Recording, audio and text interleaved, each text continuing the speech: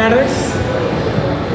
Gracias por haberse acercado. Esto está full en convocatoria, Lisette y Cabo. Bueno, gracias a las dos por invitarme a presentar sus libros. Me siento muy halagada y muy conmovida. Cabo.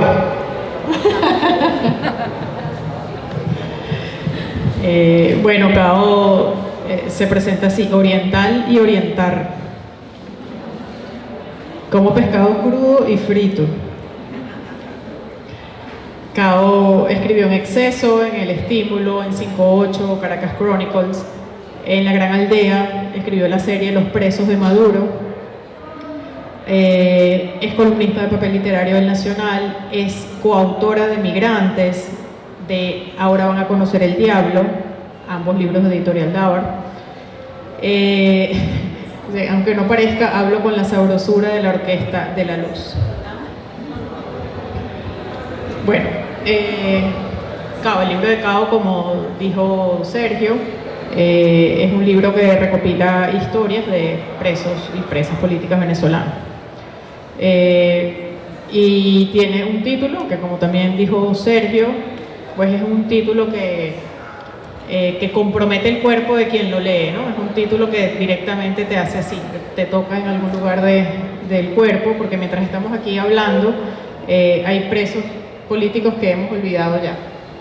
Es decir, que hay unos que tienen, pues, son más conocidos, tienen, pues, familiares que tienen más contactos, tienen más posibilidades de que sus casos sigan resonando de alguna manera en los medios, pero la gran mayoría son nombres que hemos olvidado. Ya no se pierde en casi todas las memorias la cantidad de presos políticos que hay en Venezuela, dónde están, cuál es su situación. Y esto pareciera como una deuda colectiva, ¿no? Una deuda que tenemos un poco como país, una especie de muestra de nuestra descomposición, de la velocidad de nuestra descomposición. Alguien de tus entrevistados, no solo para este libro, sino para otros que has hecho también sobre este tema, o para tus notas que has escrito sobre presos políticos, ¿te pidió alguna vez "no te olvides de mí"?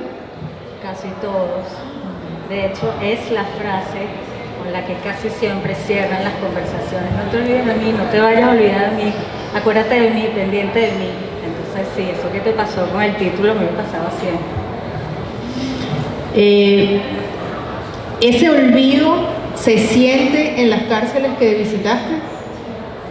¿Se siente ese grupo? ¿Hay de alguna manera, incluso entre con los que hablaste, esa noción de que en efecto hay un grupo que está olvidado? ¿Se siente el olvido? Sí, y también se siente en todo el sistema carcelario. No importa si es un centro de detención transitorio, si es un penal o si es de máxima seguridad.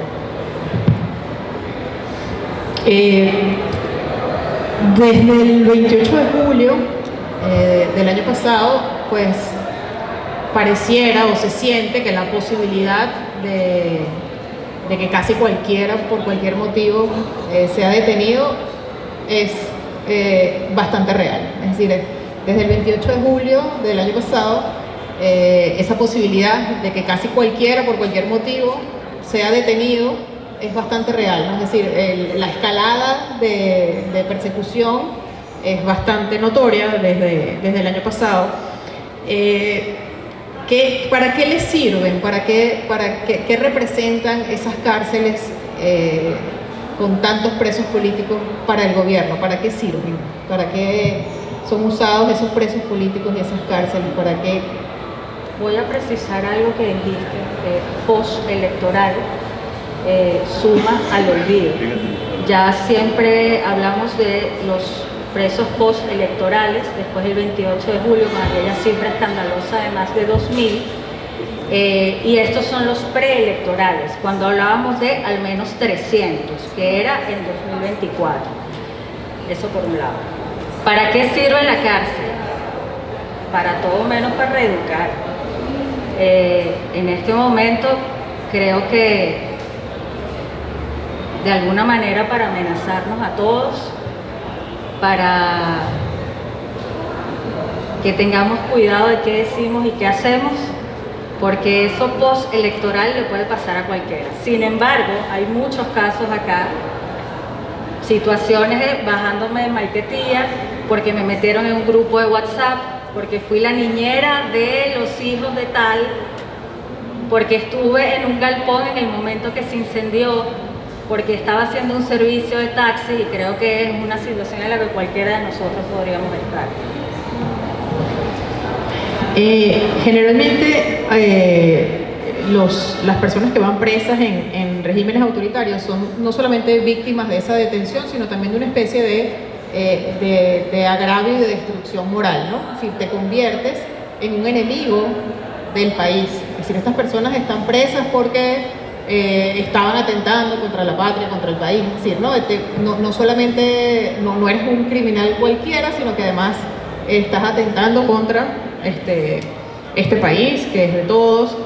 Cuando ves los relatos, cuando lees los relatos de tu libro, hay ensañamiento, hay maldad, pero sobre todo hay muchísima torpeza también. Pareciera que hay improvisación, órdenes y contraórdenes, y muchos actos impredecibles que aumentan de alguna manera pues esa destrucción que buscan, ¿no? Que es también moral, ¿no? Que no solamente meterte preso, sino destruirte. Y hay algo que todavía pareciera ser peor, y lo dice, lo escribe y lo dice la protagonista del libro La llamada, de Leila Guerriero, Silvia Labairú. Ella estuvo presa en la ESMA durante la dictadura argentina y fue liberada. Y cuando ella fue liberada, sus amigos, sus conocidos, le preguntaban: ¿y a ti? ¿Y tú por qué estás viva? ¿Y a ti por qué te soltaron?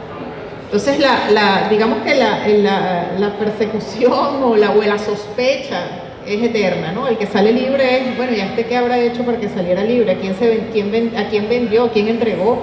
Entonces, es como ese tipo de tensiones políticas tienen un larguísimo camino Lo que pasa es que 3 de los que están acá no están libres, están excarcelados.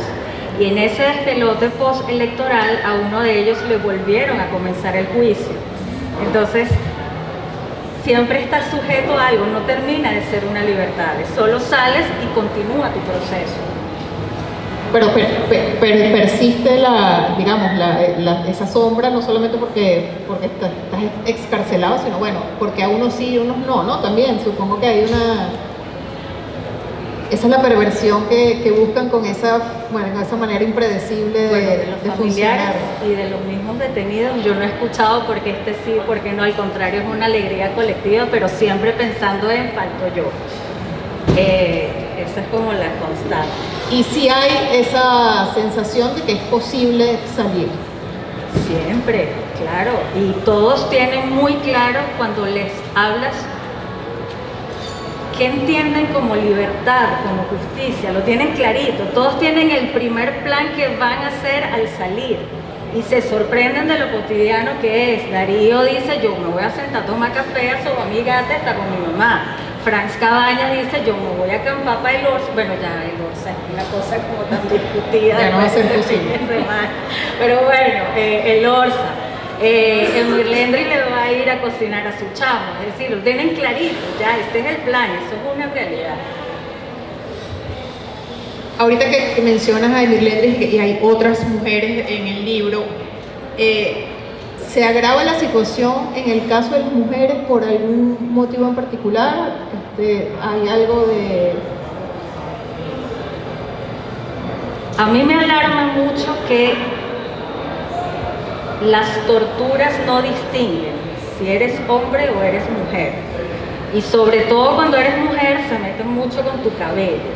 ¿Con tu cabello? Sí, claro, alar y hasta niveles allí. Se agrava en tanto el centro de detención, no es, el único que tenemos para mujeres es el INOF, y está colapsado. Todo lo que es higiene menstrual es un drama, el servicio de agua es un drama. Sí es muchísimo más difícil siendo mujer, la amenaza permanente de violencia sexual está allí. es muchísimo más complicado. Ese proceso de creación de confianza con ellos y con sus familiares, ¿cómo empieza? ¿Cuál es el primer paso para que, porque bueno, finalmente contar tu historia es algo que, bueno, que requiere como pensárselo mucho, aunque en general pues hay quien te recomienda cuenta siempre tu historia, ¿no? Para que algo quede, pero digamos que en este momento puede ser muy delicado, muy peligroso que alguien decida contarle a una periodista su historia. ¿Cómo es tu proceso de creación de confianza? Hay historias que llegan, que me buscan y me mandan un mensaje, y hay historias que yo voy. Al final son estos, pero muchos se quedaron en el camino porque tienes que aguantar el espesor de un libro. Luego para mí era muy importante que fuesen los olvidados. Es como la línea que lo cruza todo. Primero llamadas, muchas conversaciones, antes de tenerlas propiamente de esto, datearse tanto como sea posible. Todo proceso que se hace público irremediablemente se revictimiza, pero si te dateas tanto como sea posible, evitas que eso ocurra y te concentras en los baches de la historia, en las inconsistencias. Todos estaban claros que esto no iba a ser conversación de 20 minutos, iba a tomar días, semanas. Igual en el proceso de edición íbamos a conseguir cosas que seguramente tendríamos que volver a tratar. Para mí era muy importante que hablara el preso, que siempre es como de quien se habla, pero nunca le dan el chance de que hable. Cada lugar tiene sus complicaciones, sus normas, sus me da la gana, sus arbitrariedades, su tienes que quitarte la camisa, tienes que bajarte el pantalón. Cada lugar tiene sus maneras. Pero siempre tener en mente lo que cuesta entrar a ese lugar cuando no eres un familiar, cuando no eres el abogado. Entonces, sigues la norma, sabes que adentro hay alguien esperándote, vas a entrar, pero también tienes que salir. Y tienes que salir y no meter en problemas al que estás dejando adentro. Entonces, mucho es, no digas esto, no digas aquello, yo necesito entenderlo, por favor explícamelo otra vez. Y por supuesto mucho no se pone. En la advertencia del libro lo tienes, estos procesos muchos están en curso. Entonces tampoco puedes entorpecer el trabajo de la defensa. Y bueno, y con los familiares, cónchale, lo que pasa es que ya estamos en un punto de bendición. Dios te bendiga. ¿Cómo estás tú? Hay algo que hace un tiempo hacía Cao que me parecía y me llamaba mucho la atención. Hubo un momento en el que ella hizo una especie de directorio de servicios de los familiares de los presos y montaba un PDF con, bueno, este familiar hace tortas, este familiar hace tal cosa, una especie de directorio que ella entonces rodaba por sus grupos de WhatsApp, sus amigos de WhatsApp, sus contactos, bueno, para ver quién podía comprarle y ayudar en algo a los familiares de los presos, ¿no? Ya que los mencionas. Y bueno, me parece interesante en el sentido de que, bueno, a veces el periodismo también puede ser un servicio, ¿no? Un servicio que de alguna forma no solamente pues cuente esa historia, sino que de alguna forma busque organizar algún tipo de material para el beneficio de alguna comunidad. Y es probablemente también ese tipo de periodismo el que se necesita mucho en las comunidades y hace que la gente entienda el valor y la importancia del periodismo ahora que está además tan atacado, ¿no? ¿Cómo se te ocurrió hacer ese directorio? Si fue tu caso, o si fue otra persona, es decir, ¿cómo funcionó? ¿Cómo fue ese proceso? No me acordaba de eso. Había un momento en que ya tenías a tantos familiares diciéndote que yo te pinto el pelo, yo te pego las pestañas, yo te hago las uñas. Todos tenían un talento, un trabajo, un oficio. Y lo que está detrás de eso es lo costoso que es tener un familiar preso en este país. Eso de que el preso depende del sistema penitenciario, eso no es así. El familiar tiene que pagar todo, hasta para entrar a ver a su familiar. Entonces, cuando tienes algo así, que tienes que pagar hasta los uniformes de tu detenido, que además es un detenido arbitrariamente, bueno, algo tienes que hacer. Y todas estas personas tienen un oficio, siempre hay alguien en el núcleo familiar que se sacrifica, que deja de tener su vida porque vive dedicado a que su preso viva. Hay que verle la cara a eso. Y bueno, si uno tiene una red de contactos, si uno tiene a alguien que necesita un plomero y yo lo tengo y es esta persona, adelante, ¿no? Hay una historia que hay en el libro que es la de Carlos y Peggy, Carlos Piña y Peggy Morales, y es una historia que tiene especial relevancia en este momento. Ellos están presos porque formaron parte como de un caso que se armó cuando detuvieron a un norteamericano que estaba entrando por la frontera con Colombia. Enamorado. Él venía a ver a su novia en Venezuela. Entonces, un poco para armar ese caso, no solo lo detuvieron a él, sino que detuvieron también a la novia, familiares de la muchacha y a un capitán, también como del entorno que lo iba a recibir. Bueno, el norteamericano fue liberado en el canje de Alex Saab, fue liberado, y los venezolanos siguen presos, los de ese caso. Me pareció relevante porque bueno, estamos en un momento justamente en el que los presos son, bueno, piezas de canje, ¿no? Bien sea para el beneficio de las promesas electorales del presidente de los Estados Unidos, bien sea para después el uso y el recibimiento acá y usarlos como bueno, regresaste a tu patria, personas detenidas, es decir, ya pareciera que incluso estar detenido no es solamente la tragedia, lo que es estar preso en Venezuela, sino que también ahora puedes formar parte de cualquier tipo de canje a quien se le ocurra por cualquier cosa. Ese es un tema relevante cuando conversas con los familiares de este caso en específico, sienten que están un poco más abandonados en ese sentido. Son ya cada vez más claros que son piezas de canje. Esa fue una de las historias que me llegó, que yo no busqué. En ese momento yo estaba con lo de las presas de Maduro en la Gran Aldea y esa historia no entraba si no iba a ser por las mujeres, porque bueno, era de presas.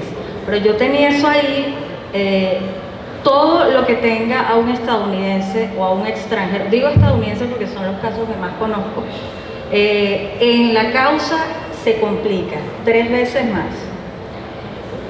Este caso particularmente, el secuestro del capitán ocurre en frontera. Cuando la hermana me lo contaba, casi todos tienen eso, es ese comportamiento, esas maneras de hablar de por favor créeme que te estoy diciendo la verdad. Es una necesidad, es un desespero. Y cuando ella me lo contaba yo decía, bueno, claro que te creo, porque esto que le hicieron ya pasó antes con el hijo del señor Franklin Caldera, que le hicieron exactamente lo mismo. Yo me entero de este caso en el momento que me enteré, pero ya la Misión de Determinación de Hechos en septiembre de 2022 había publicado el informe del patrón de estos organismos de seguridad. Entonces lo que me estaba diciendo en ese procedimiento era volver a escuchar, releer este informe. Entonces, para mí era muy fácil creer. Ella llega a mí, entre otras cosas, porque ella me dice, y es algo que mantuve allí, de hecho lo hablaba en algún momento con Juan González, uno de los abogados que está en el libro, que cuando ellos fueron a hablar de las torturas, de ese momento inicial del secuestro, le dijeron que eso no va a proceder, porque eso es muy difícil de probar, y que dejaran eso así. Y me acuerdo que me dijo, yo lo sigo contando porque yo sé que alguien me va a creer. Y yo le dije, claro que te voy a creer, y no solo te voy a creer, es que agarré el informe y busqué exactamente dónde está eso que le hicieron, y uno blinda ese testimonio con esto otro que ya se hizo. Luego, allí está Peggy Morales. Peggy Morales, estilista, no tiene nada que ver. Su tía es quien se encarga de esto. Cuando ella viene a Caracas con toda la documentación en un morral y empezamos a revisar todos los papeles, en algún momento yo le digo, coño, de todo esto, ¿qué es para ti lo más importante? Y ella dice, la carta del Consejo Comunal. Y yo, ¿cómo es eso? Entonces, también lo hablaba con Juan en su momento, eso no tiene ningún valor procesal, pero sí lo tiene moral, porque para ella es muy importante decir lo que me dijo. ¿A qué preso político le firma el Consejo Comunal una carta de buena conducta de todo lo que hace? Estamos hablando guacar adentro, señores, eso es para allá, para el interior. Y no solo es que tenían la carta, es que tenía 22 páginas de firmas de toda la carta.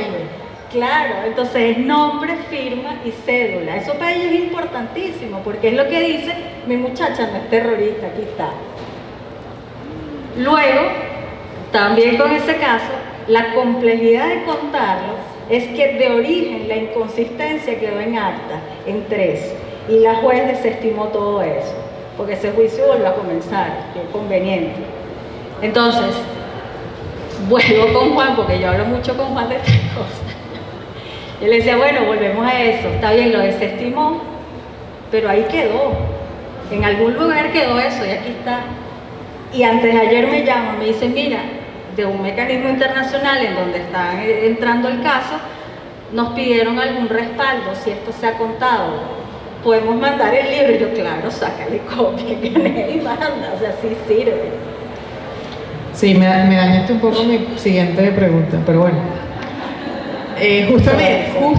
Justamente había anotado eso que te lo dijo la hermana de Carlos. Y me parece que está chévere leerlo para terminar contigo, Cabo. Después tengo algunas para las dos, pero lo que ella estaba contando aquí está escrito. Dice, a nosotros nos explicaron que los funcionarios que se llevaron a mi hermano cometieron los delitos de desaparición forzada y tortura, pero que eso no lo vamos a poder comprobar, porque no hay registro de eso. Pero igual yo lo cuento para que quede en alguna parte. Alguien nos va a creer. O sea, bueno, aquí quedó.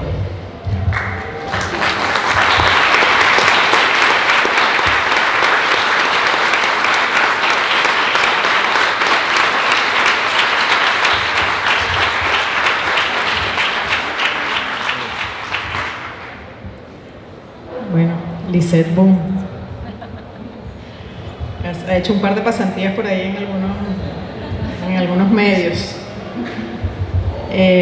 Bueno, Lisette es periodista de investigación venezolana que ha trabajado, bueno, no solamente en proyectos de alianza nacionales, sino también proyectos colaborativos transnacionales. Ha investigado corrupción, crimen organizado, minería ilegal, delitos ambientales y violación de derechos humanos. Se ha ganado premios nacionales e internacionales. El más reciente se lo ganó la semana pasada, el Premio Rey de España 2024. Bueno, con otra gente, pero no en todos, pero siempre Lisette. O sea, no. Precisamente con el tema del tráfico de oro. Bueno, Liz es egresada de la Universidad Católica y bueno, y becaria de varios programas. Yo le dije, Liz, si leo todo, 9 de la noche aquí, si leo todo lo que has hecho. Fue coordinadora de la Unidad de Investigación de Runrunes y de la Alianza Rebelde Investiga, y desde abril de 2023 forma parte del equipo de Armando Info, único medio dedicado a la investigación exclusivamente en Venezuela.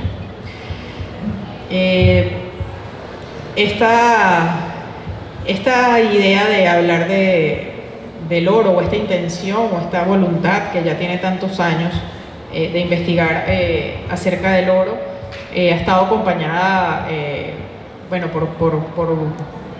por varios medios, al menos por Runrunes y por Armando.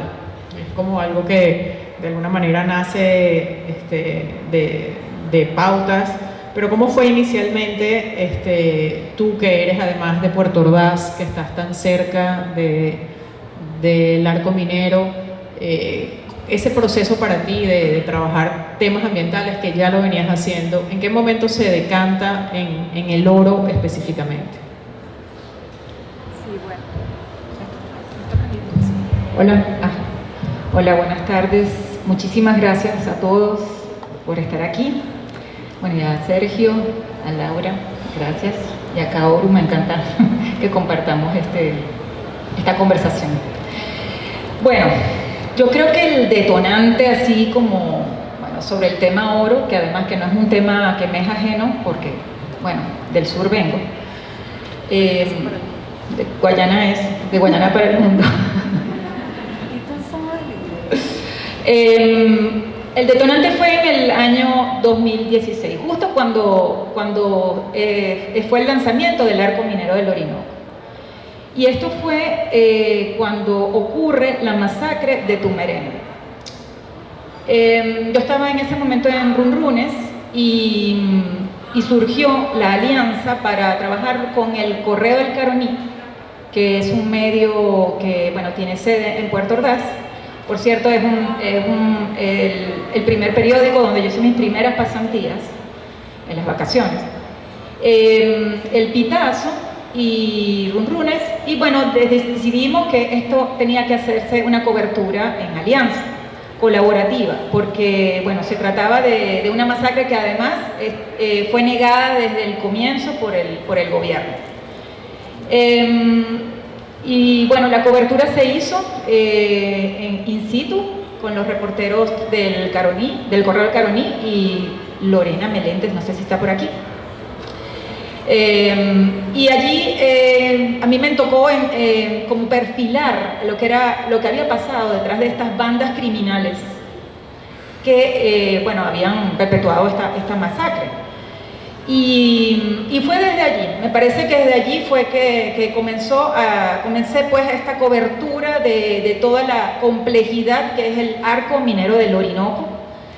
Luego continuó, bueno, seguimos cubriendo todo el tema desde diferentes perspectivas, porque también hemos abordado, o he abordado, junto con otros reporteros, por ejemplo, la minería ilegal en los parques nacionales, específicamente en el Parque Nacional Canaima. También el caso del tráfico del oro, bueno, develando todas las rutas del mercado negro del oro venezolano. Y por supuesto también la continuación pues de la cobertura después de la pandemia de lo que cómo siguió el Arco Minero del Orinoco allí operando.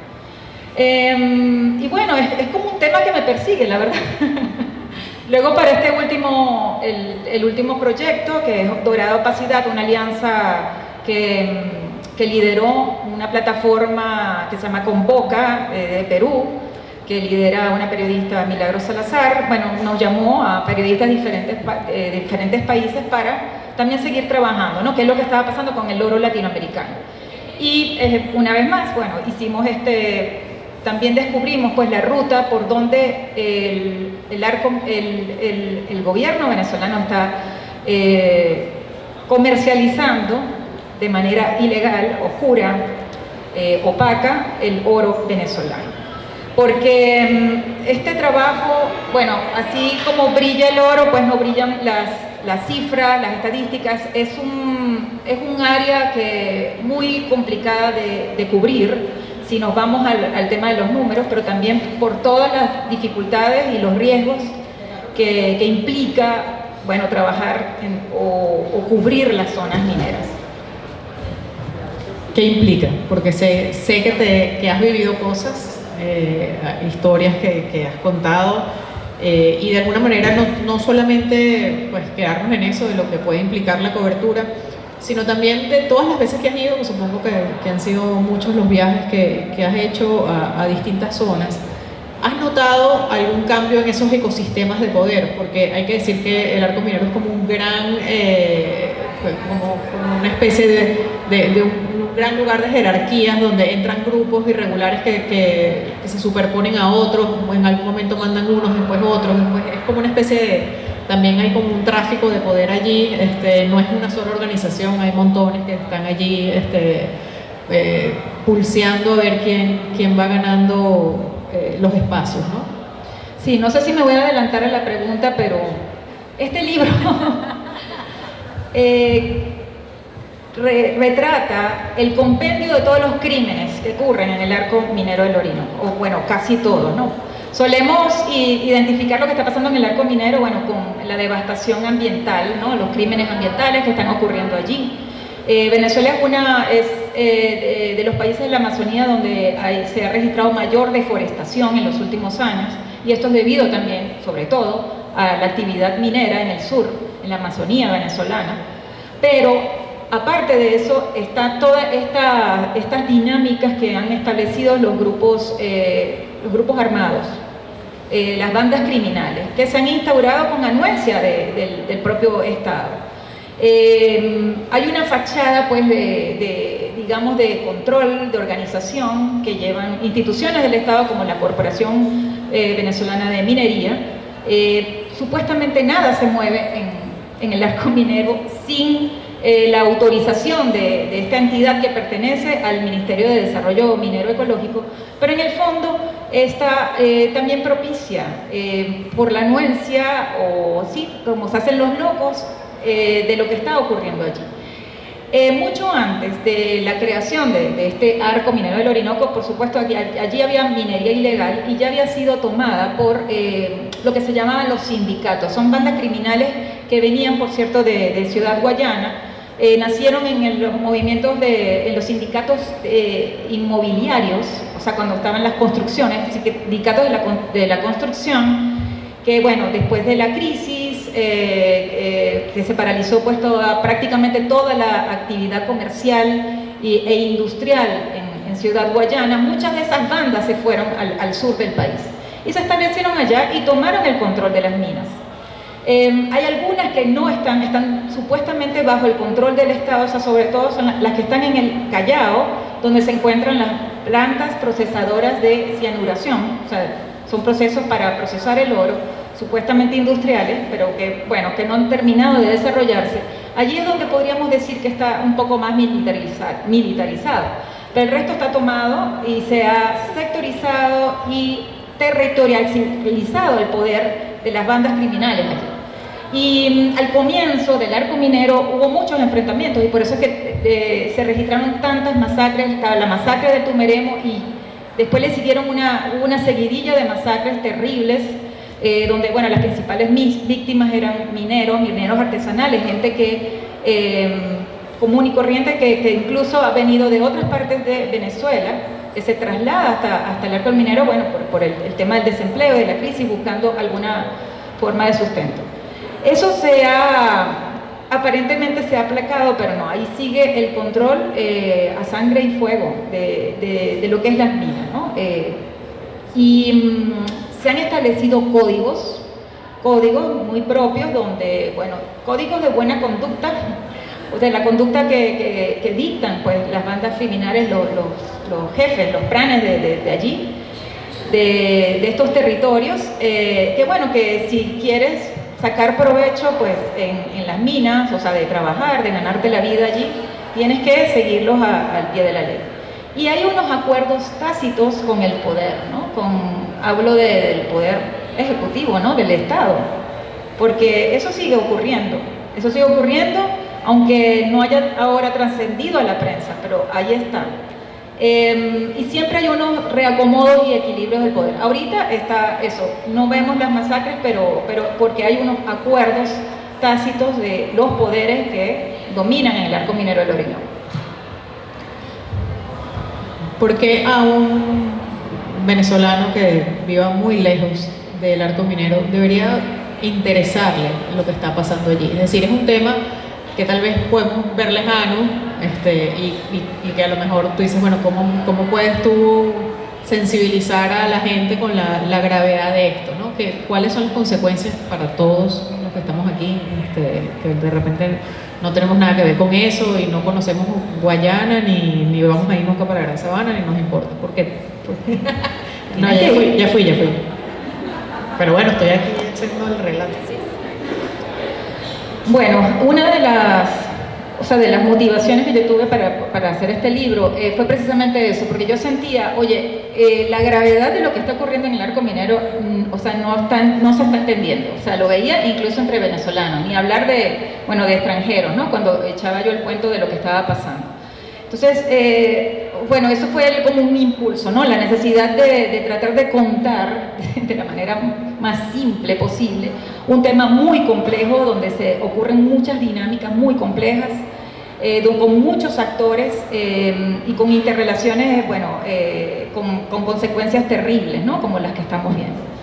Y yo sentí esa necesidad de contarlo, aunque bueno, fue muy difícil organizar a la hora de pensando así en el libro, porque era tratar de identificar qué era qué es lo que estaba pasando y que tenía eso impacto no solamente en el Estado Bolívar, digamos, la poligonal minera, sino en todo el país. E incluso esto tiene una trascendencia global, porque estamos hablando que está ocurriendo todos estos crímenes en la Amazonía venezolana. Esto toca toda la Amazonía venezolana y, como dije anteriormente, Venezuela, la Amazonía, el país donde más se está registrando deforestación y destrucción es precisamente en la Amazonía, en la parte que le corresponde a la Amazonía en Venezuela. Y por eso que sentí la necesidad, porque aparte de bueno, los crímenes ambientales y toda la corrupción y el desfalco a la nación que está ocurriendo allí, estamos hablando que hay violación de derechos humanos. De hecho, algunos expertos han pensado que ahí están ocurriendo crímenes de lesa humanidad, pero el más notorio, bueno, es que vemos situaciones de esclavitud moderna y con todo lo que eso implica, o sea, todo lo que implica en cuanto a violación de derechos humanos. Y esto tiene que saberse. Ya que mencionas crímenes de lesa humanidad y violaciones de derechos humanos, tú dices en el libro que no buscas concentrarte en la devastación y en los atropellos, sino que de alguna manera quisieras o esperas que el libro sea un camino para lograr una incidencia internacional que de alguna manera, bueno, pueda hacer esto más visible. ¿Cuál pudiera ser ese camino? ¿Cuál crees o cuál es el camino para que haya algún tipo de incidencia internacional con el tema del arco minero? Sí, no sé si fue al comienzo que lo cuento, sí. Al comienzo, sí. Sí, que digo que este libro nace pues de la indignación por todo lo que está ocurriendo en el sur del país, en las zonas mineras, en el arco minero del Orinoco, que chorrea también para otras regiones. No solo de esa indignación, sino también de la esperanza. Pero podríamos preguntarnos, bueno, ¿qué esperanza podemos tener? Los que lean el libro ya van a saber, porque, bueno, es un retrato eso de la completa devastación que está pasando allí. Es asfixiante, ¿no? Pero hay una luz, y esa es que se trata uno de los crímenes que están ocurriendo ahí es el crimen el ecocidio. Es un crimen ambiental, pero mucho más trascendente, ¿no?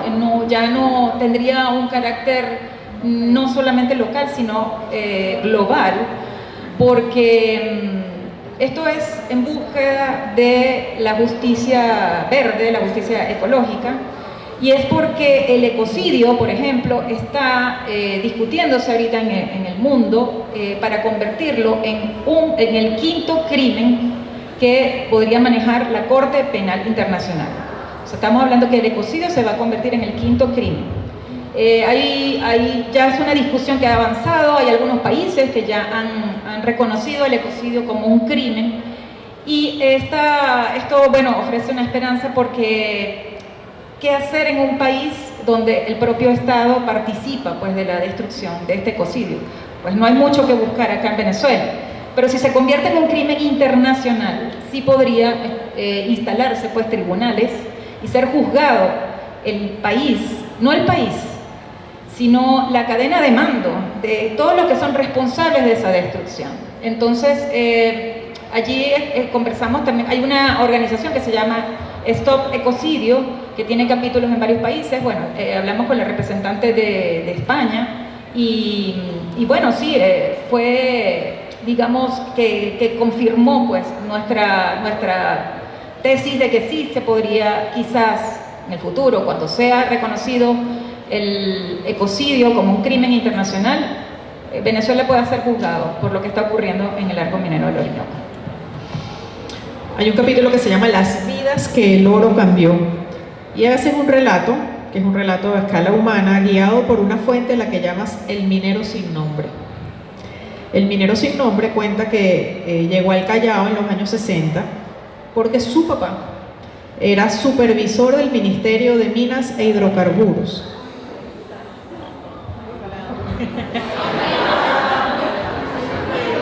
Ajá, llegó la migra. Ese es el guri.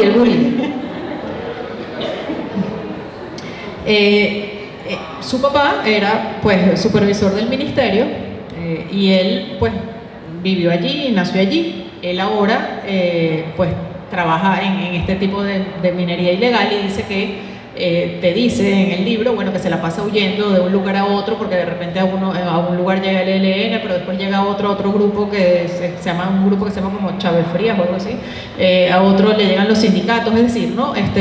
Y menciona algo que es muy curioso y que recuerdo que fue un gran tema cuando hiciste el reportaje sobre Canaima, y es que los indígenas les cobran a los mineros por lo que sacan en sus zonas, y otros participan también de la minería, ¿no? Entonces recuerdo que ese fue como uno de los temas, bueno, como más dramáticos, porque en vista de que el turismo ya no estaba tan en auge, ya las comunidades indígenas pues no encontraban mucho de qué vivir, pues bueno, algunas se han sumado a la minería, ¿no? Sí, el dilema indígena. A mí me parecía muy, muy importante, fundamental pues, incluir el dilema indígena en todo este tema del arco minero, porque, bueno, desde un comienzo, bueno, me desconcertaba muchísimo el que los indígenas, las comunidades indígenas, que se supone que son las custodias de la naturaleza, son los habitantes originales de esas tierras ancestrales, que hasta hace poco, hasta digamos más o menos los primeros años, los primeros meses de que se lanzó el arco minero del Orinoco, ellos defendían su territorio, estaban en contra de la minería, hubo muchísimas protestas, líderes indígenas que han dirigido campañas y protestas muy importantes en toda la Gran Sabana y en la propia Canaima. Bueno, empezaron a silenciarse, incluso algunos lo detuvieron, algunos tuvieron que irse después de, por ejemplo, la masacre de Cumaracapay. Todo ese liderazgo se desmanteló, algunos incluso los apresaron. Y la ley de pueblos indígenas también reconoce que toda la actividad económica que se desarrolle en los territorios indígenas, los indígenas, los habitantes originarios tienen la potestad o el derecho también de percibir algún beneficio de esa explotación. Todo esto además en paralelo se acabó el turismo. El turismo es una actividad en la Gran Sabana, en los Tepuyes, en el Parque Nacional Canaima, que bueno, que brindó muchos beneficios a las comunidades indígenas durante décadas. Pero esto se acabó con la crisis generalizada del país. Ya no estaban llegando turismo, se estaba muy apagado. ¿Y qué le quedó a los indígenas pemones, además que es el pueblo mayoritario allí en la zona? Bueno, nada, irse a las minas. Entonces es una realidad muy dolorosa. Ahorita todavía algunos están en resistencia, pero es muy difícil, se han entregado y bueno, han adaptado también maneras de los grupos organizados criminales. O sea, hay un pranato también indígena manejando todo el tema del oro, ¿no? Y también con sus propios códigos y sus propias normas. Eso es una de las realidades más dolorosas que no se puede conseguir allí en el arco minero, ¿no? Ahí le pregunto a las dos, ¿Usted siente que algo cambió en la forma o en las posibilidades de hacer periodismo después del 28 de julio? Ya un poco viniendo un poco más a la realidad, ¿algo cambió? Ustedes que siguen trabajando, que siguen publicando, que siguen investigando, ¿hay algo que sienten que en sus propias configuraciones de hacer periodismo cambió?